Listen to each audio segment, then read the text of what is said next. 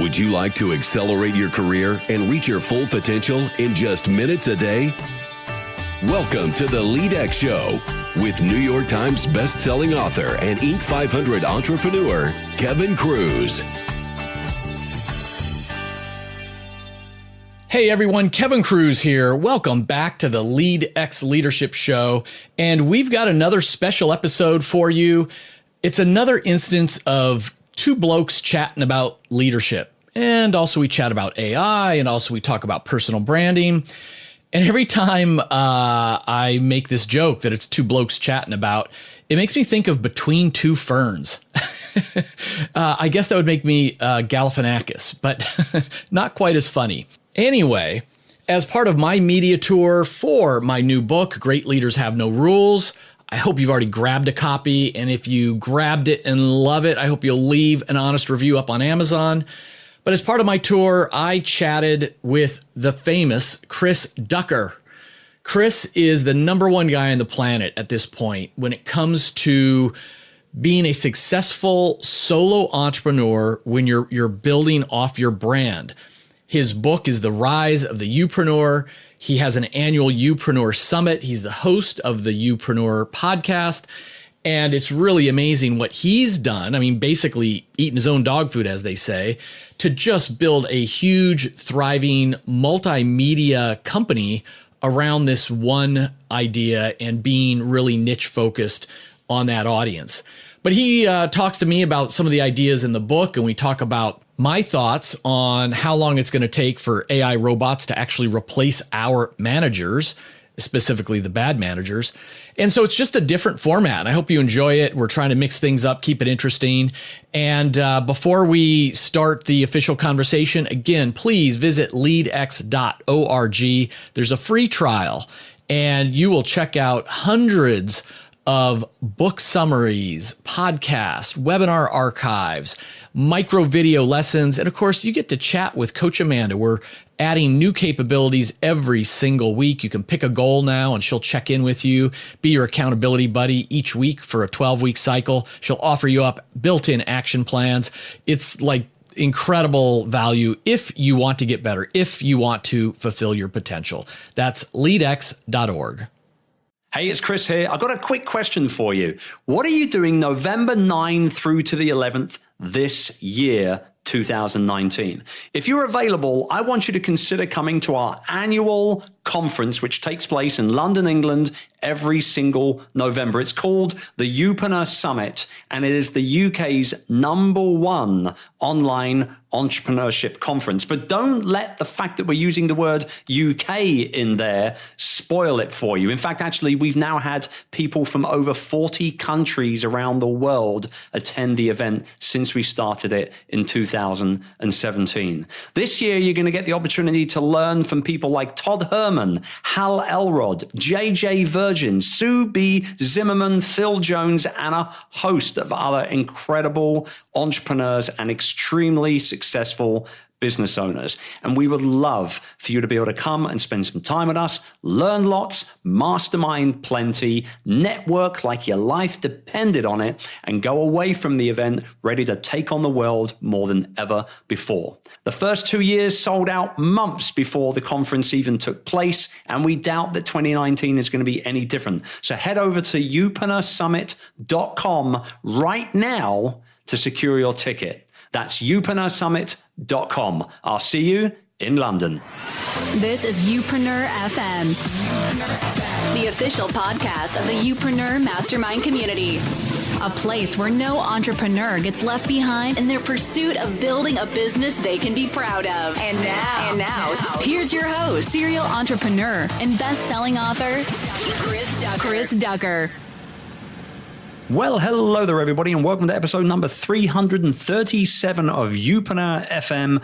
I'm your host, Chris Ducker, and you, my good friend, are in the right place if you are an entrepreneur that wants to build a powerful, future-proof business based around your personality, your experience, and the people that you want to serve. Yes, welcome to the world of the YouPreneur.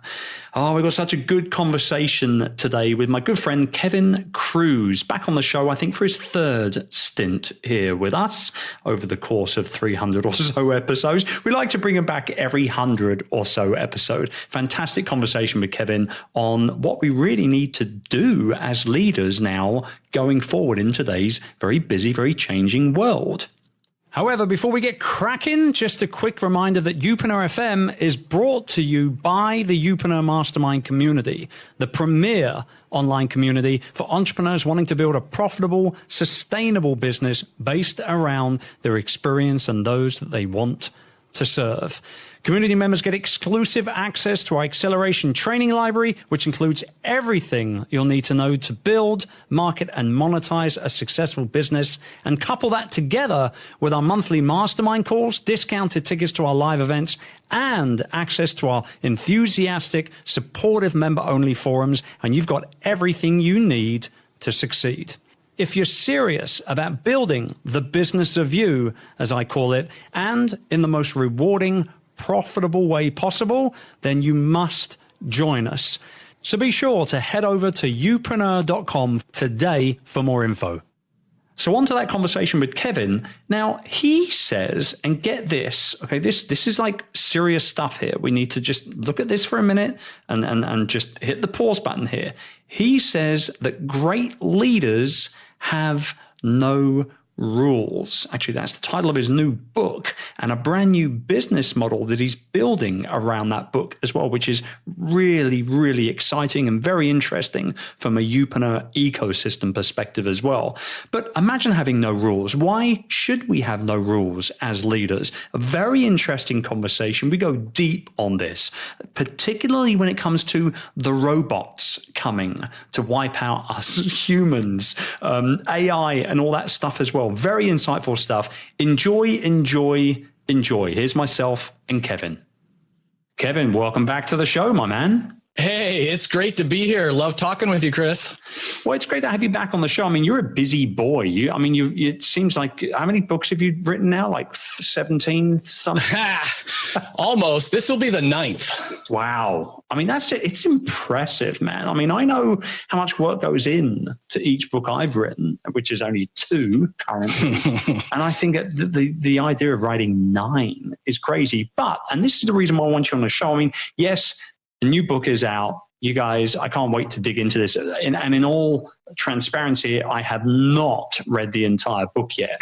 But I'm so looking forward to digging in deep here. Great leaders have no rules is the title of the book. And I love this. I see myself as a leader more so than any other sort of type of label, as I do many people that listen to this podcast also do as well. And what I love about this is that this kicks off a brand new business for you. And this is a thing that you've done several times now. You kind of write a new book, start a new business, write a new book. It's a thing for Kevin. Prove that a little bit. Yeah, well, Chris, I think they go hand in hand. And like you, I mean, anyone who's had any kind of business success, you'll get people come up and say, oh, what's your advice? I want to start a company someday, et cetera. And people are often surprised. I always say the first thing you need to do, whether you want to be a great solopreneur and consultant or speaker or build a big business, it doesn't matter, is write a book. And I've done it. I've started or co-founded and sold 5 different companies. Now I've started and failed at some of the other companies I've started early on. And the big difference marketing wise was the ones that failed. I didn't start out by writing a book. The ones that I've had the biggest success, I've always started by doing a book. And it's part of it is I think it's easier to brand a person than a company. And if you plan to build a big company, that can be a little bit of a problem down the road, because then, if you named your business after yourself and you sell the business, you've just sold your name as an example.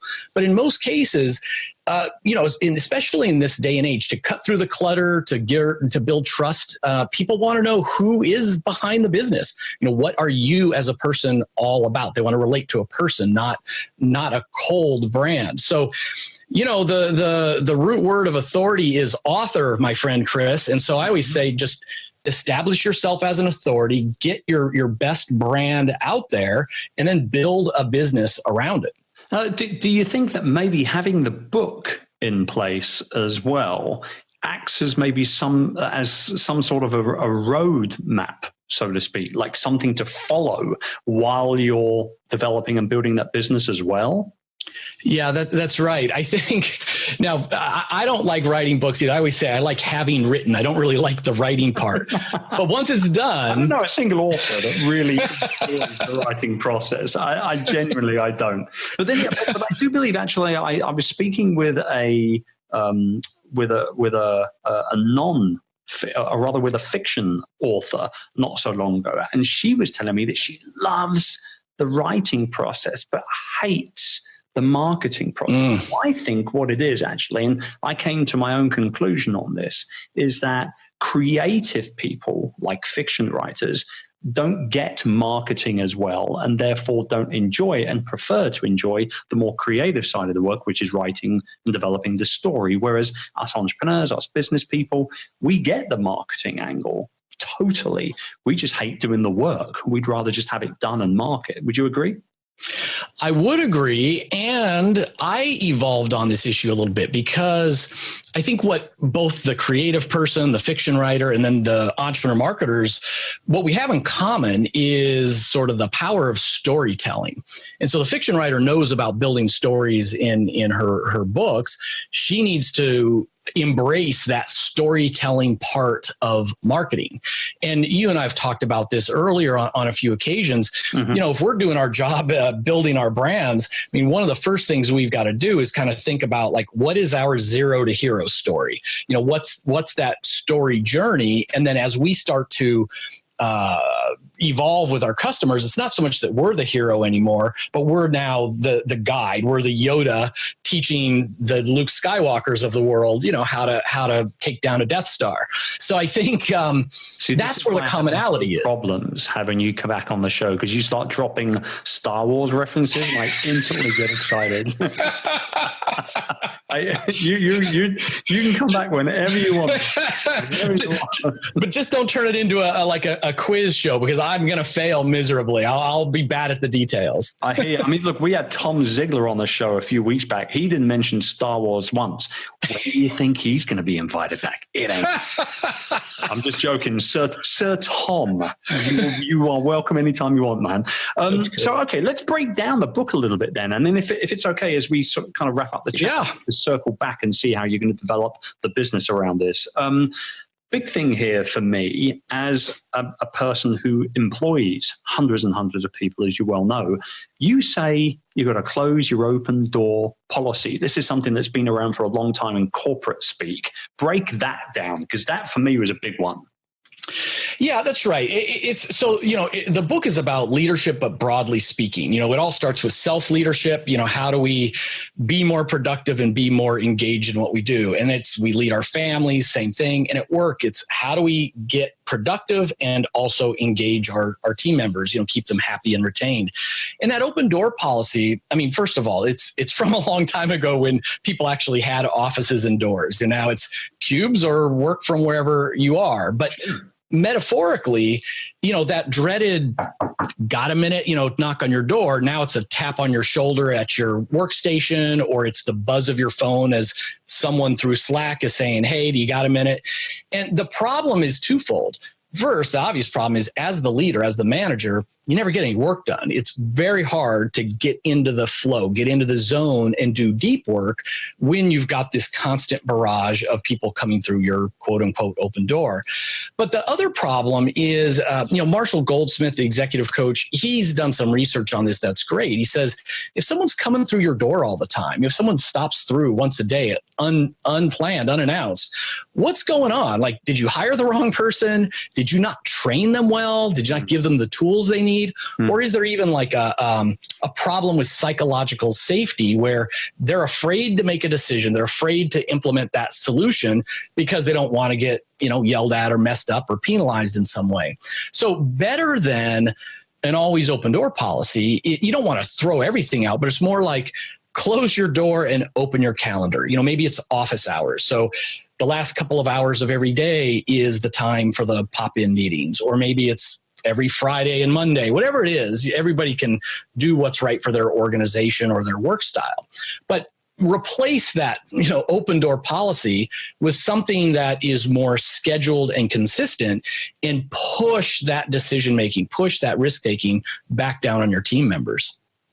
Interesting. Okay. So obviously, as somebody who has virtual employees, as I know you do, and many, many people will do that are listening in as well, that sounds like a lot of sense, right? In regards to, okay, we're going to get together every Tuesday and Friday at 10 a.m. And, at any other time, unless it's super urgent, we're not going to touch base kind of thing.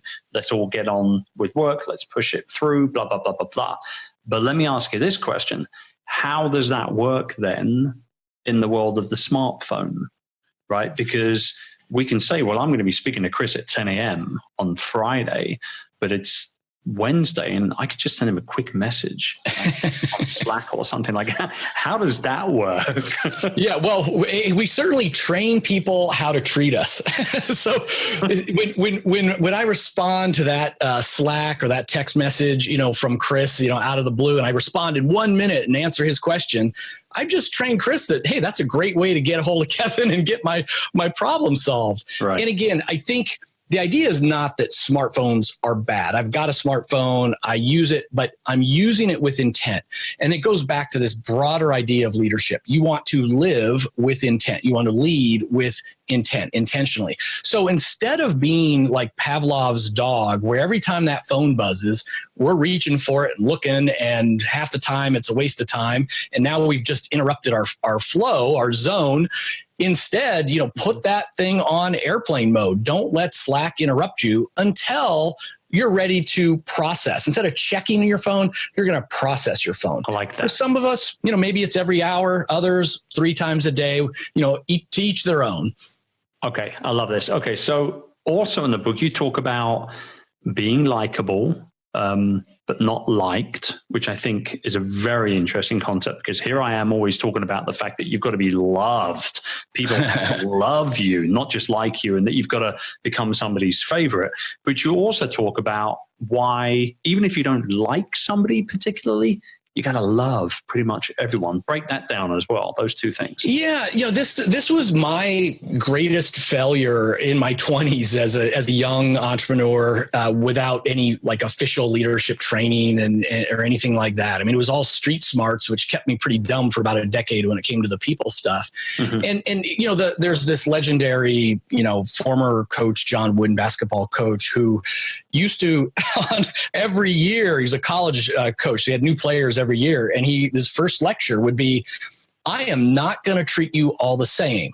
I am going to play favorites, and I'm not even going to like you all the same, but I will love you all the same. And it's talking about love at this higher level. The Greeks called it like agape, sort of a love for fellow man and woman. It's a higher love.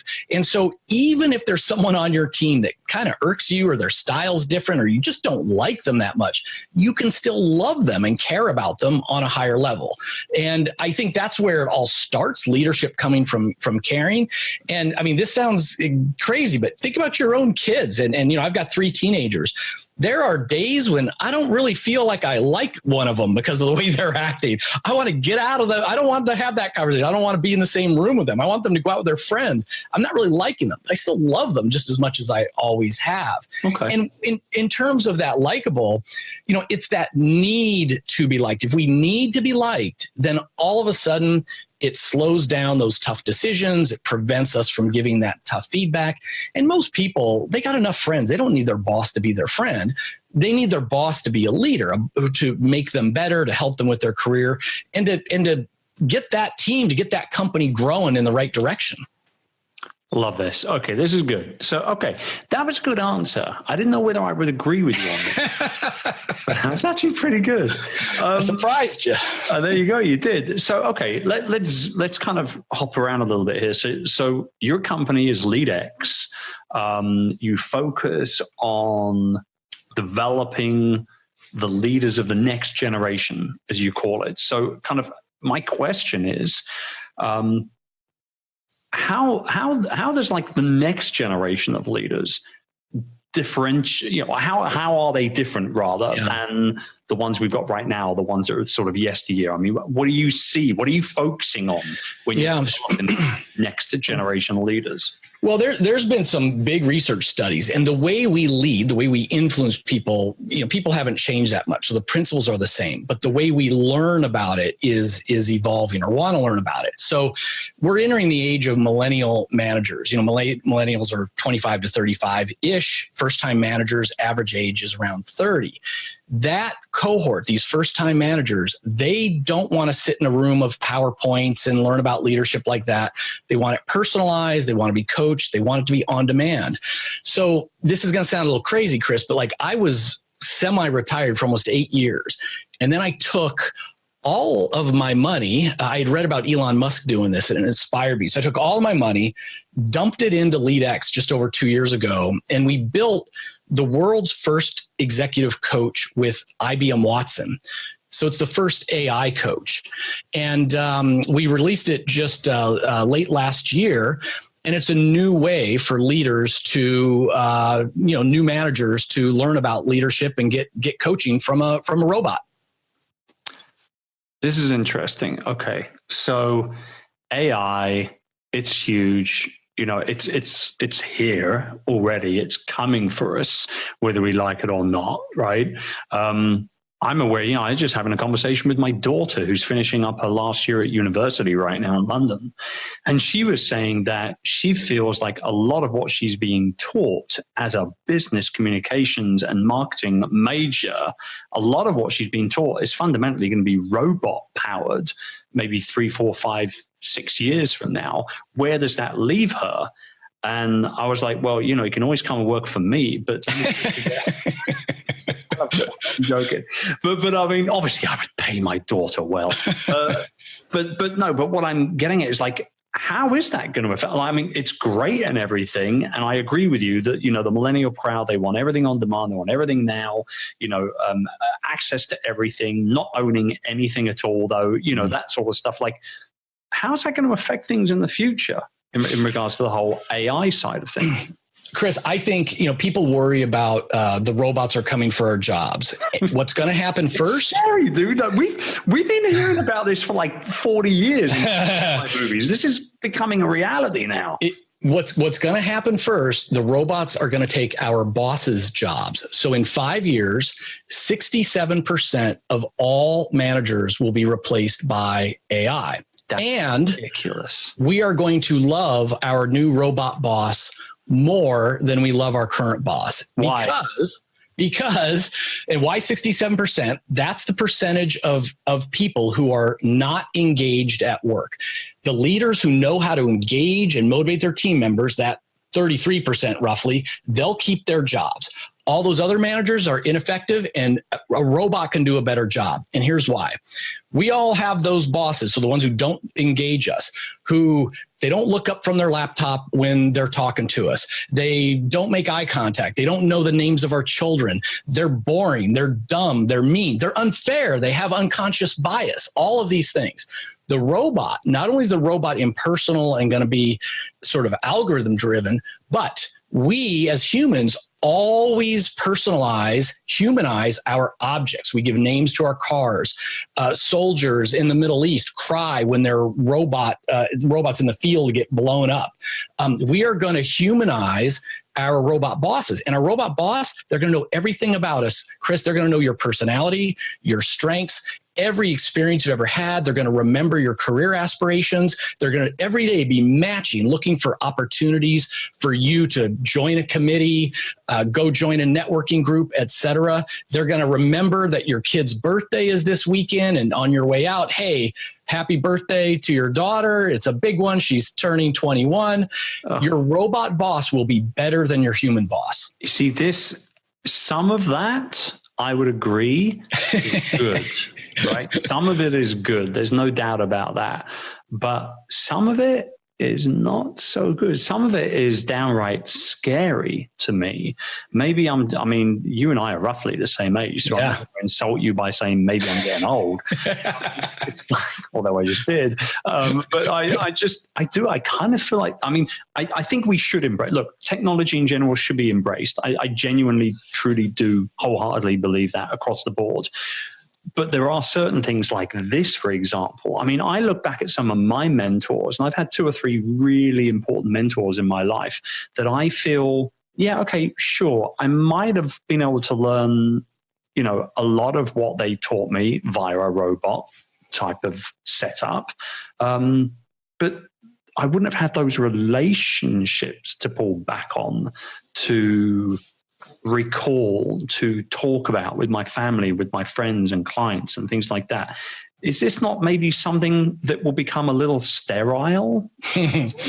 Well, I would say, first of all, this will occur and we won't know it's happening because right now the average manager might, let's just call it, manage 10 people. We'll call that's their span of control. Mm-hmm. But we already know that's increasing because of budget cuts. So most managers now, they used to manage 6 people on average. Now it's 10, soon it'll be 15, then 20, then 30. And as span of control gets bigger, they don't have the time to meet with Chris once a week the way, she used to. Then it's every 2 weeks, 3 weeks, 4 weeks. So it will be a long time before we even know that our robot boss is our boss. We're just going to think, oh, wow, now my one-on-one meeting is every 2 weeks. Now it's 3 weeks. Finally, HR says, hey, in between your meeting once a month with your human boss, just go check in with, robo boss just to have fun, check in, get some feedback. And that's how it's going to start to happen. You'll still have your human boss, but with less connection. Now, Chris, I would like to think that you and I, we would make great mentors, we'd make great bosses, and we will keep our roles because of that. And we're high performers. We know how to get to our bosses and build that relationship. So I think a lot of people will be just fine. I think it's replacing the ineffective bosses.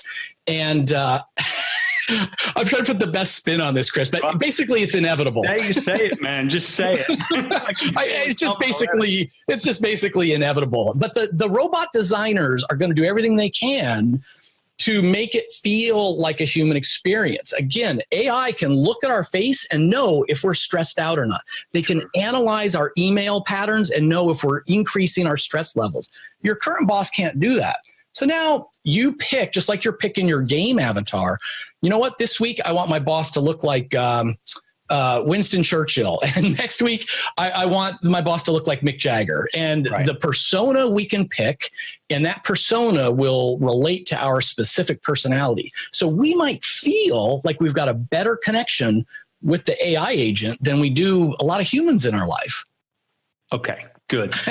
Let's park this discussion. I feel like we can go back and forth for ages on it. But what the most important thing actually that we'll take away from this, actually, and I think you clearly said it, like people like mentors and a lot of the YouPreneurs out there that do this one-on-one coaching and that sort of type of thing, like that ultimately can't be replaced to a certain degree because people will always want to do business with other people with that sort of type of thing. But I think also to get to that end goal of working or, landing new coaching clients, for example, we can use AI, and we already are with things like pixels for Facebook advertising and stuff like that. Like a lot of that stuff is already there and already supporting us in our marketing efforts, particularly. So it ain't a bad thing. I think we just got to, we've, like you say, we won't even realize until it's kind of upon us. And then it's like, oh yeah, cool. That kind of works.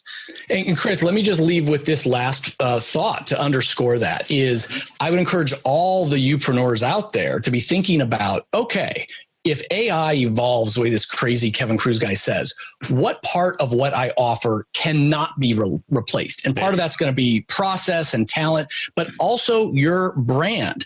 People, look, let's say we want to learn about time management. There's 1,000 time management coaches out there, right? I'm going to pick the one who I want to work with because of who they are. There's always only one of you. So you just have to be unique, position, and tell that story. And then the robots and the other human coaches won't be able to beat you. See, guys, I've been talking about this for years on this show, and here's somebody else telling you exactly how it is. You got to listen to me. You have to. Okay. You also talk about, and this is a very interesting one as well. And this won't necessarily kind of relate to everyone tuning in. So I want to skate on this, not go too deep. But you talk about revealing kind of like everything about the company and everything about what you're doing, even people's salaries, which I think for a lot of people, like that, it's kind of the most personal thing that happens at work. Explain your thought process on that a little bit. Sure. Well, again, Kruse, like old school wisdom, you and I remember it well. You're raised like there's certain things you don't talk about, especially salary is just not what is done. And companies used to, that was like a rule, another rule. You just don't talk about that. The reality is now, this day and age, both with the technology power and the generation that both of our daughters, are now in, they don't care as much about privacy and they're more open about these things. So anyone can already kind of go on to salary.com or PayScale or these other services and see what going rates are. And often, if you're in a big company, what the software programmer level 2 is making in my own company. And as we see with like gender pay disparities, secrecy is not a very good thing in terms of equality. Yeah. So if you're not willing to share your salary information, you just need to challenge yourself. Well, why is that? Maybe I haven't thought through why one person is making X and the other person's making Y. When you've thought through your system, then you're on solid ground. And I think this is where a lot of the Silicon Valley companies do very well. I mean, they have a formula. They'll say, we start at 70% of going rate as measured by this service, and we're going to up it, $2,000 or pounds or euros or whatever it is on these criteria, and I think having that kind of system takes all that bias out and gets everybody on the same page. But even as a youpreneur or a small business, like right now, in my own company, we messed up something really bad about 3 days ago. And we introduced a bug that broke Coach Amanda for a lot of people. Now, I could hide that. I could make an excuse. I could tell people not to talk about it. We are currently crafting a fall on my sword apology saying, hey, this AI stuff is hard, but that's no excuse. It's, this is what we're going to do to fix it. This is what we're going to make amends. And hopefully, people that will drive trust in me, trust in the brand, and that, hey, we're going to know exactly what's going on, and there will be ups and downs, but we're going to be in this journey for the long haul. I love that. Okay, great. All right. So I guess I'm probably my kind of final deep dive here as we kind of wrap up here is leadership. And you talk about this in the book. I know leadership is not a choice. Many people think that it is something that you choose to do, and a career, an avenue that you choose to walk down. But you're saying it's not a choice per se. Why is that? Yeah. What was really wrong many decades ago is when people thought leadership was about authority and power, and then 10, 20 years ago, that evolved and said, hey, you don't need power authority to be a leader. It's about influence. You can choose to be a leader. You can choose to make a difference. But I say that's correct. Leadership is influence. And if that's true, then we are all leading all of the time because we're always influencing. Psychologists call it social contagion. And it's funny how behavioral psychology works. If you and I don't know each other and we're in the cafeteria line, the buffet line, and I grab the fruit cup instead of the French fries, you're a little more likely to grab the fruit cup. They've shown a study, if you buy something on an airplane, the people sitting in your row, even if they don't know you, they're not related, they're more likely to buy something as well. So there's we influence people all of the time. Our emotions are contagious. And so if you think about that, leadership is not a choice. We are leading all the time. It's critical that you lead with intent. You're leading your kids down one path or another. Am I going to make it home for dinner tonight to have dinner with the family? Yes or no? Now, you can't do it all the time, but just know one choice leads in one direction, another choice leads another. Am I going to have date night with this spouse this week, or am I going to blow it off and stay in the office? One choice leads in one direction, and take it from me, another choice leads you slightly down another direction. At work, the same thing. Do you walk the halls with a smile, making eye contact, asking people how their weekend was, or do you put your head down, hope nobody stops you so you can race back to the next meeting? We are leading all of the time. I agree with that 100%. And, I love the fact that you say, when you do this isn't going to happen and so on. I mean, I've been saying it for years that when you say yes to something, you instantly at the very same time say no to something else. Bingo. So, yeah, I agree with you 100%, man. What a great chat. As always, it's a pleasure to have you on the show. For you guys tuning in, if you want to find out a little bit more about the book, you can head over to No Rules Leadership. You can search for Great Leaders Have No Rules on Amazon and in all good bookstores and all that fun stuff as well. Kevin, we will put links to that, by the way, and everything else that we've gone through here, including LEADx and everything, over on the show notes, youpreneur.com/337. Kevin, thank you, brother, for coming on. It's always a pleasure. Chris, it was a lot of fun, and hey, may the force be with you. And with you, my brother, with you. For you guys tuning in, go swing your lightsabers and think of me and Kevin today. I'll be back at you again next week. Until then, take great care. Bye for now. If you enjoyed today's show, I'd love for you to check out the YouPreneur Mastermind community. It's the go-to resource for everyone wanting to build a profitable, future-proof business based around their experience and those that they want to serve. So whether you're just starting out or if you've been working hard on your personal brand and building your online platform for a while, the YouPreneur Mastermind community can help you take everything you've been doing to the next level. With lots of training, live mastermind calls, and thriving community forums where you can get the feedback, advice, and more energy and encouragement than you'll know what to do with, the YouPreneur Mastermind community is the perfect place for anyone wanting to learn how to build, market, and monetize their personal brand. For more info and to get started on your new YouPreneur journey, head over to youpreneur.com today. I'll see you on the inside. Friends, if you like this episode of the LEADx Leadership Podcast, please take a minute, leave a rating on iTunes or Stitcher. Ratings are invaluable for attracting new listeners. And I like to convert those listeners into leaders because, I'm on a mission to spark 100 million leaders in the next 10 years.